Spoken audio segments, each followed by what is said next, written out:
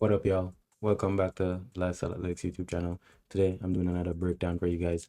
Today, we're gonna break down what I did in training last week for my hip mobility, and I was being very specific to focus on core strength training. So these are the exercises I did. I think I have around 4 exercises here, and I kind of advanced the exercises. So without further ado, let's go.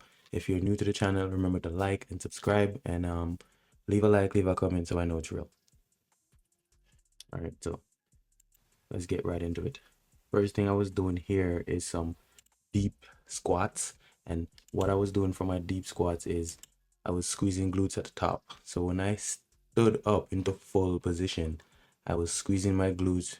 What this is doing is focusing on glute engagement, right? So right here, I kept it to I kept it to 10 reps, right? And I was trying to get as deep as I can. But one thing I want to point out specifically is you notice you notice my knee is in line with my hip, right? And no weight on my back, full range of motion, body weight, right? And if you're focusing on hip mobility, I would say this is the best way how to go about it. Don't try to add weights to your hip mobility.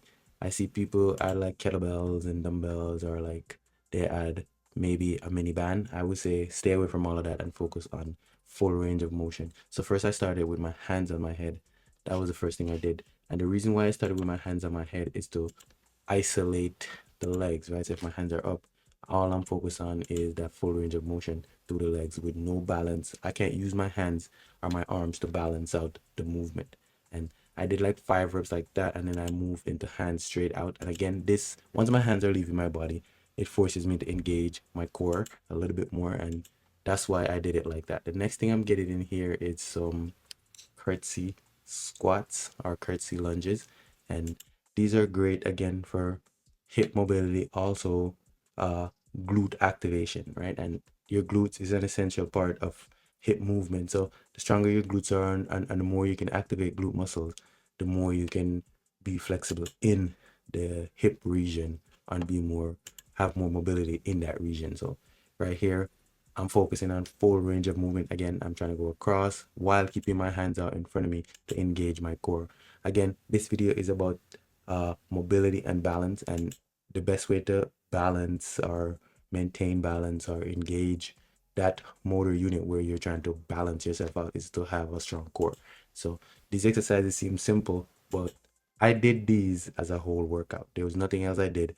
It was just this, and I do 2 to 3 sets depending on how I'm feeling with 5 to 10 reps. The next thing I'm getting into here is some heel raise, right? I'm going heel raise with load in front of me, right? So I'm using an 8 pound med ball here, nothing heavy, but it forces me a little bit to engage glutes a little bit more, engage lower back. And all I'm doing is heel raises and trying to balance myself. I don't want to fall forward or fall back. I need balance, and I need to maintain that hip position. Guys, notice the hip position I'm in. Sprinters, runners, this position is paramount to improving hip mobility, range of motion, and this is where you run from. You don't get any lower than this.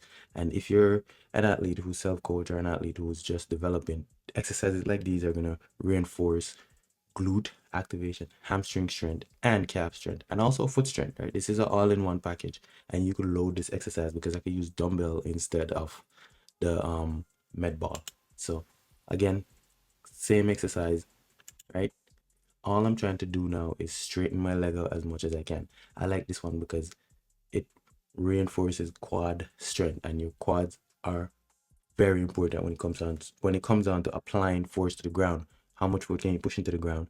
Your quads are very important. So right here, all I'm doing is trying to keep my knee as high as I can, hip level, straighten my legs out. Also, this exercise kind of help with hamstring activation a lot, but I mainly use it as a quad activation exercise, right? And all I'm trying to do is flex, extend my leg, flex and extend my leg. And I do 5 to 10 reps on each side. One side is going to feel a little bit easier than the other side. So your goal as a runner or a sprinter is to pay attention to what side feels easier, right? And the side that doesn't feel as easy, focus on that side a little bit more. For me, it's my left side. Everything is easy.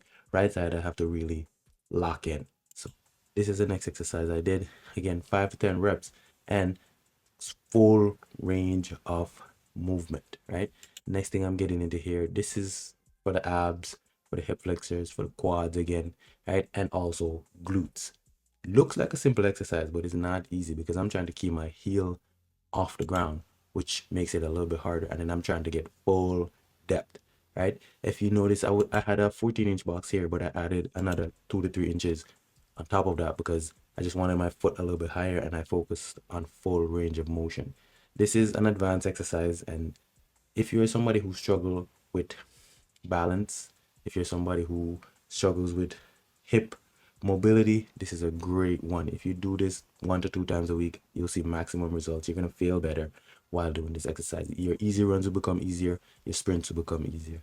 Next thing I'm doing here, again, looks like a very simple exercise, but that foot that's elevated is giving me full hip engagement on that foot that's elevated, right? Quads are activated, hamstrings are activated, glutes is activated, and also hip flexors and calves and foot, right? So it looks like it's simple, but it's very effective. All I'm trying to do is get up on the midfoot, raise that heel up as much as I can, and you're gonna feel a burn in the leg that's on the ground more than the one that's on the box. But once you switch it, it's like it doubles, right? So these are the exercises that I did, and I did 2 to 3 rounds of these with full recovery in between. It was slow, easy, but mobility work that's gonna pay off in the long run. This type of work is reserved for all year round, especially if you have an athlete who's developing, or you're an athlete who's in season, or for myself, somebody who's an older athlete. It makes sense that you stay on top of the mobility work because muscle function is determined by flexibility, is determined by power, is determined by hydration, a lot of things. But if you are hydrating well and you are focusing on range of motion or mobility or flexibility for your sport, it has to pay off. It's gonna improve your performance. But also the biggest thing is consistency. It's gonna improve your risk of getting injured. So these are the exercises that I did.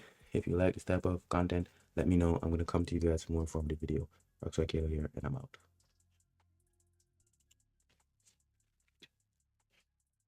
And you know I'm running back. I want all the noise on the track, running laps. Yeah, like I'm Rock Troy, I'm living fast, switching lanes. Yeah,